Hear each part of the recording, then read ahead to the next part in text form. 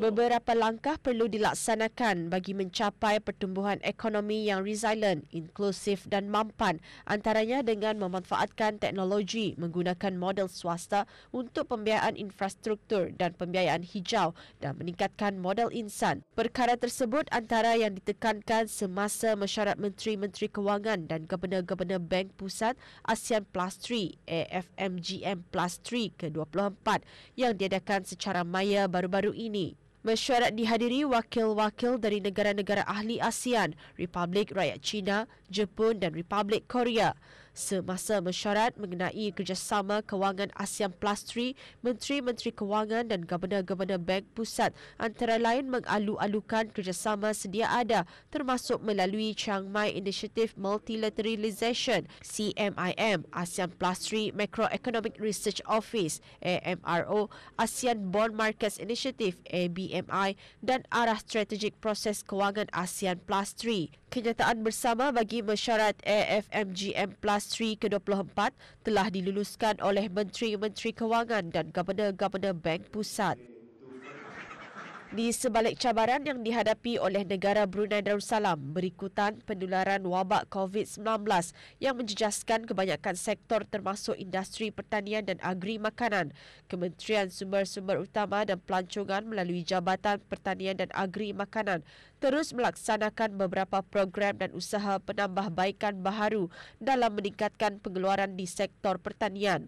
Penggunaan sistem berasaskan teknologi telah menggerakkan industri tersebut dengan maju dan mengalami pertumbuhan yang positif. Pada tahun 2020, seramai 4,927 pengusaha di seluruh negara berkiat dalam industri pertanian dan agri makanan dengan melibatkan kawasan seluas 10,020.73 hektar. Tahun lepas, sektor pertanian telah mencatatkan pengeluaran tertinggi bagi ayam pedaging atau broiler dengan penghasilan lebih daripada 26,000 tan metrik. Sementara itu, penghasilan padi juga mencecah hampir 4,000 tan metrik. Salah satu faktor penyumbang kepada peningkatan pengeluaran padi ialah meningkatnya kawasan penanaman varieti hybrid berhasil tinggi. Manakala sejak tahun 2011 pula, trend perkembangan industri pertanian dan agri makanan telah menunjukkan peningkatan positif. Ia dapat dilihat melalui pengeluaran komoditi bagi sektor berkenaan yang mencatatkan peningkatan kepada lebih 470 juta ringgit tahun lalu berbanding hampir 259 ringgit pada tahun 2011. Sementara itu, industri ternakan masih menjadi penyumbang utama dalam pembangunan pertanian dan agri makanan pada tahun 2020 dengan sumbangan lebih 267 juta ringgit daripada keseluruhan nilai pengeluaran tempatan dengan industri tanaman pula menyumbang sebanyak lebih 53 juta ringgit dan sektor pemprosesan makanan pula menyumbang kepada lebih 150 juta ringgit. Dengan pertumbuhan dan perkembangan yang berterusan dalam sektor pertanian dan agri makanan di negara ini, ia dihasrat dapat menyokong matlamat dan aspirasi negara untuk meningkatkan tahap sara diri sekuriti makanan. Justeru, Jabatan Pertanian dan Agri Makanan akan sentiasa memantau pertumbuhan sektor pertanian dan agri makanan di negara ini dengan memastikan strategi-strategi serta inisiatif-inisiatif untuk meningkatkan pengeluaran dan penghasilan sektor berkenaan akan terus dilaksanakan. Pelancaran laporan Midterm Review MTR adalah tepat pada masanya dan sangat signifikan dalam menilai pelaksanaan perkembangan Komuniti Ekonomi ASEAN AEC Blueprint dalam masa 5 tahun kebelakangan.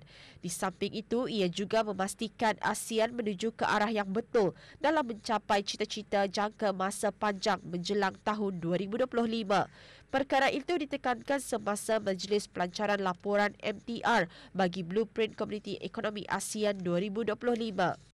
Majlis dianjurkan secara maya oleh Sekretariat ASEAN dengan sokongan daripada ASEAN Regional Integration Support ARISE Plus. AEC Blueprint 2025 diterima pakai oleh pemimpin-pemimpin ASEAN semasa sidang kemuncak ASEAN kali ke-27 pada 22 November 2015 di Kuala Lumpur, Malaysia untuk mencapai wawasan AEC menjelang tahun 2025.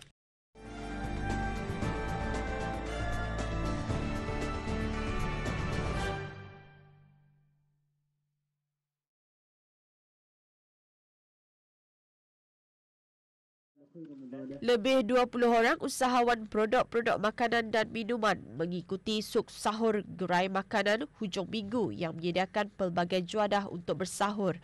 Berlangsung baru-baru ini di BIBD Connex Taman Mahkota Jubli Emas di Ibu Negara. Suk sahur disertai oleh usahawan-usahawan di bawah program Satu Kampung Satu Produk, Satu K Satu P dan usahawan-usahawan di bawah Community for Brunei, iaitu inisiatif tanggungjawab sosial korporat oleh BIBD dan pemilik-pemilik kedai di BIBD Connex. Pelbagai ekspo dan aktiviti jualan terus diadakan bagi orang ramai untuk mendapatkan keperluan untuk menyambut Hari Raya Aidilfitri. Lebih 10 buah petak jualan disediakan di Expo Lebaran 2021 di ruang kompleks Yayasan Sultan Haji Hassanal Bolkiah. Expo anjuran Baitunur Event Management akan berlangsung sehingga 11 Mei ini. Pelbagai produk tempatan dan barangan import ditawarkan termasuk pakaian lelaki dan wanita, aksesori dan kuih-muih Hari Raya. Expo dibuka bagi kunjungan orang ramai mulai pukul 10 pagi hingga 10 malam. Mubarak Fest selama 4 hari yang diadakan baru-baru ini di Hotel Rizkun International juga memberi peluang kepada orang ramai mendapatkan barangan keperluan bagi persiapan Hari Raya sekaligus memudahkan usahawan-usahawan mengetengahkan dan menjual produk mereka. Expo anjuran Battle Pro Marketing dan Management Services ini menampilkan lebih 40 pengusaha yang 100% terdiri daripada syarikat anak-anak tempatan. Pelbagai barangan dijual meliputi pakaian lelaki, wanita dan kanak-kanak serta aksesori dan kuih-muih. Sementara itu, Let's Raya anjuran The Event Co yang diadakan di Dewan Bridex Jerudong juga memperkenalkan pelbagai produk menjelang Hari Raya Aidilfitri ini. Let's Raya diilhamkan oleh trend pengguna semasa di samping menjadikannya sebagai sebuah acara sehenti di satu tempat yang direka khas dengan penuh elegan dan berkualiti. Starbucks Event Management dengan sokongan Kementerian Al-Ehwal Dalam Negeri juga mengadakan Festival Raya Jom Raya 2021 selama 10 hari sehingga 12 Mei ini di Atrium Airport Mall Berakas. Orang ramai boleh mendapatkan pelbagai jenis produk raya yang dijual seperti kuih-muih, perhiasan rumah dan pakaian kanak-kanak sehingga dewasa. Orang ramai juga boleh mendapatkan aneka kek dan biskut di pusat belia di Ibu Negara.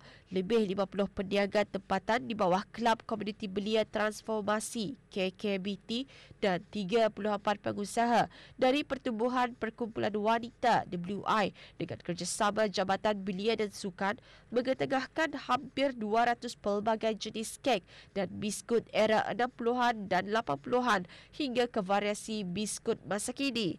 Jualan kek dan biskut bersempena menjelangnya Syawal ini turut menjadi platform kepada para pengusaha tempatan khususnya golongan belia mengetengahkan kemahiran pengurusan perniagaan dan pembuatan kuih-muih.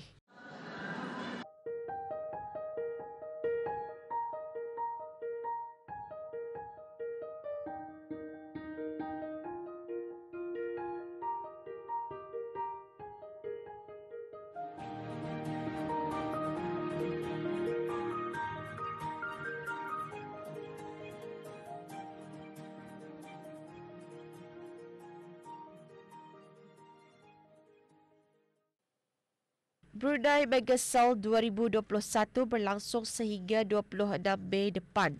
Para peniaga dari pelbagai sektor menawarkan diskaun menarik untuk barangan yang dijual dan tawaran-tawaran yang kreatif terutama sekali bagi produk-produk buatan Brunei sendiri dalam mendukung usaha kebangsaan bagi merangsang kegiatan pertumbuhan ekonomi melalui sokongan terhadap peniaga tempatan dan pelbagai tawaran perniagaan yang berdaya saing ke arah meningkatkan penggunaan.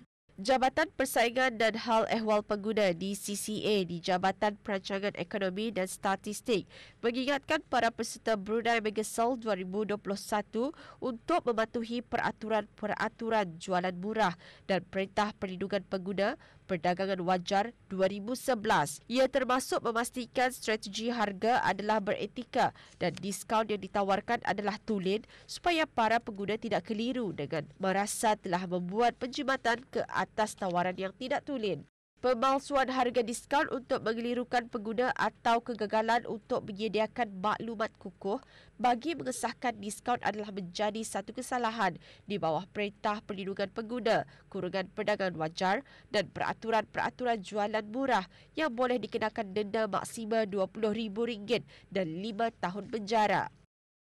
Brunei Megasales 2021 adalah sebagai usaha dalam menyediakan peluang kepada para peniaga untuk sama-sama memainkan peranan masing-masing dalam meningkatkan aktiviti perekonomian domestik berikutan dengan pemulihan ekonomi daripada wabak COVID-19. Masa ni bisnes mam ada turun macam separuh lah. Dah bukan macam dulu punya. Dulu majulah. Kalau time macam ni kami sibuk biasanya bikin taber ke, pasang taber, macam berabot lah. Tapi sekarang kita tengok sudah kan macam COVID punya time, orang perlukan duitnya untuk yang penting sajalah. Kalau mega sale ada diskaun kan, customer sekarang cari yang murah-murah punya bah. Jadi kami boleh offer yang murah dan ada boleh itulah jalan bisnes lah. Brunei River Cruise antara salah satu tarikan pelancong di negara ini yang mendapat sambutan pengunjung tempatan dan luar negara. Ditubuhkan pada tahun 2014, Brunei River Cruise menawarkan pelbagai pakej dan perkhidmatan yang menarik. Brunei River Cruise diperkenalkan oleh anak tempatan sendiri dalam usahanya memberikan peluang dan pengalaman kepada orang ramai untuk mengenali dan menyusuri Sungai Brunei yang penuh sejarah. Brunei River Cruise mempunyai keistimewaannya yang tersendiri yang mana kapal ini juga menyediakan hidangan atas kapal mengikut permintaan pelanggannya.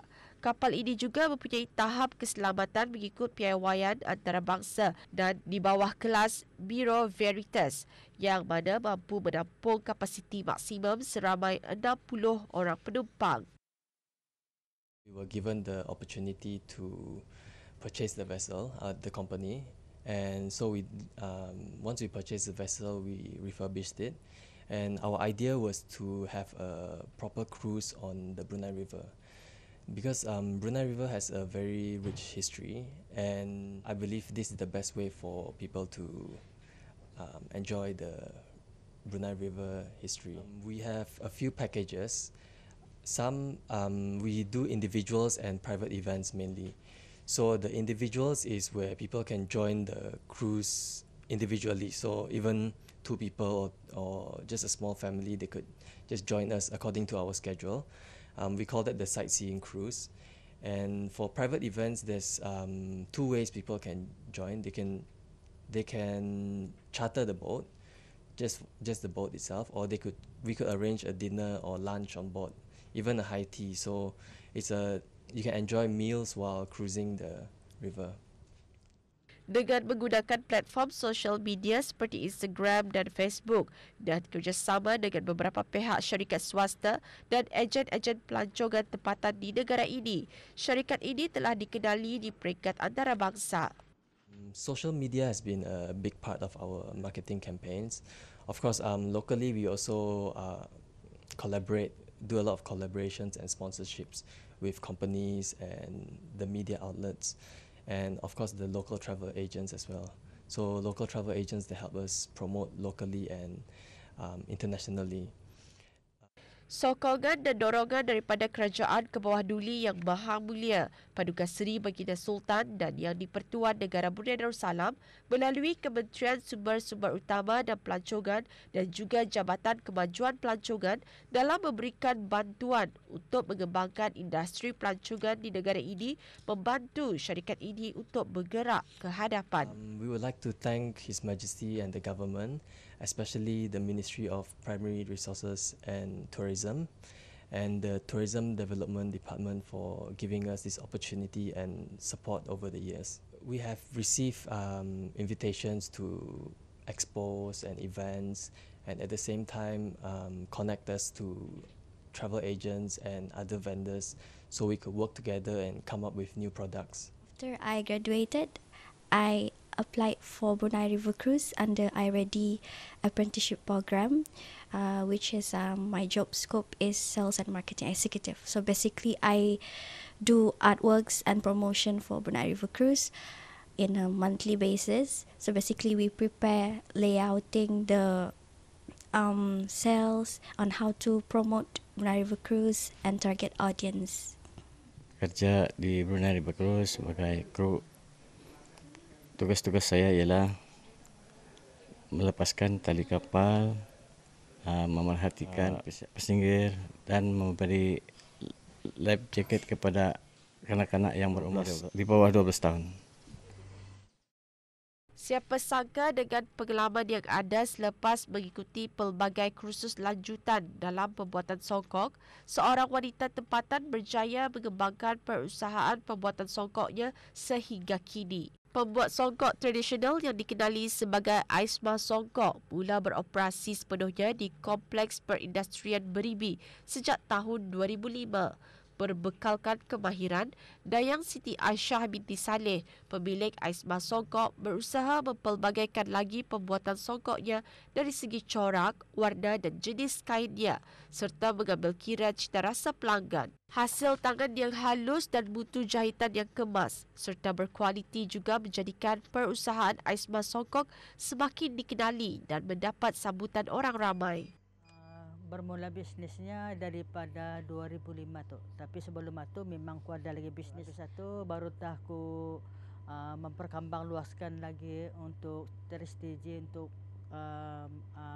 macam untuk orang ramai. Jadi aku manulah masuk kamarilah di Beribi industri bina di Gadong ni kan. Memulanya macam ada saudara di kampung atau kan membesungkuk kan masa aku damit macam suka aku melihat kan. Jadi aku bercita-cita lah macam untuk kan mempelajari sungkukan ni. Tapi sebelum itu aku memang berjadi nak belajar di sekolah lanjutan.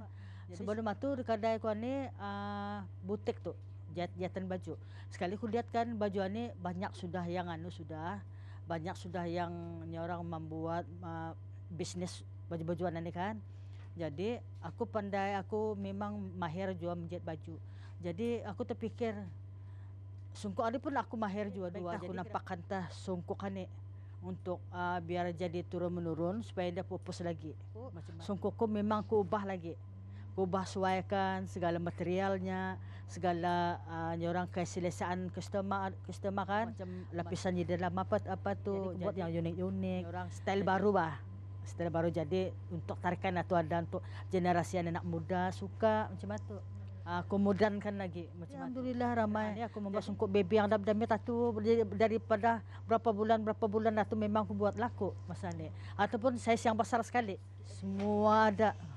Menurut Dayang Siti Aisyah, hasil jualan songkoknya sangat memberangsangkan dan menerima banyak tempahan lebih-lebih lagi ketika musim perayaan seperti Hari Raya Aidilfitri. Tambahnya lagi, dia mampu menghasilkan kira-kira 10 hingga 15 biji songkok sehari dengan anggaran harga dari RM20 ke RM40 mengikut kualiti jenis songkok dan cita rasa pelanggan. Sambutan orang ramai itu kadang-kadangnya dia macam bermusim. Kalau macam ada acara-acara ketani, macam mana lah macam hari puasa, hari raya apa tu kan. Macam pembukaan anak sekolah apa, media sosial kan, ada Facebook ada, Instagram ada, macam WhatsApp, macam kawan-kawan, macam customer suruh diorang sisir kan, harus datang kemari. Ada sedia sudah sungkuk dan boleh juga kalau membuat tempahan kalau macam cita rasanya yang macam mana kan dalam siapnya sehari 2 hari ada modal kosong modal. Itu permulaannya kadang aku belajar di sekolah lanjutan menggunakan mesin jahit di sana. Jadi apa kertas di sana, jadi material di sana dipakai kan, cikgu bandang-bandangan di sana kan. Jadi aku masa itu merangka sungkuk saja biji. Jadi sana tu aku pat-pat berjual. Aku pusing-pusingkan mengikuti expo ke mana-mana.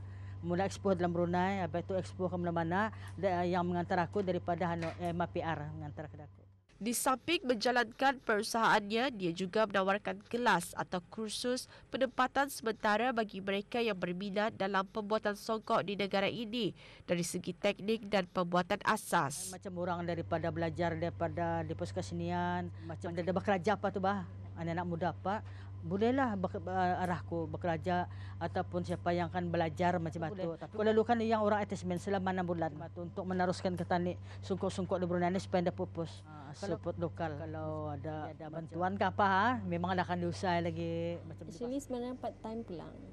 Sen baru first puasa itu untuk mengisi masa lapang lah sebenarnya. Ada niatkan belajar songkok, tapi daripada kita ni membuang masa, masanya ada baiknya lah kita ni belajar membuat songkok atas.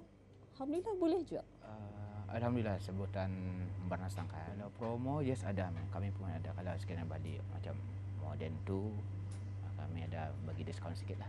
Cukup lama. Kira masuk ni dalam 3 tahun dah sudah. Di sini sajalah kami yang dah menempah. Kualiti alhamdulillah boleh memuaskan lah kualiti. Dari segi harga berpatutan lah.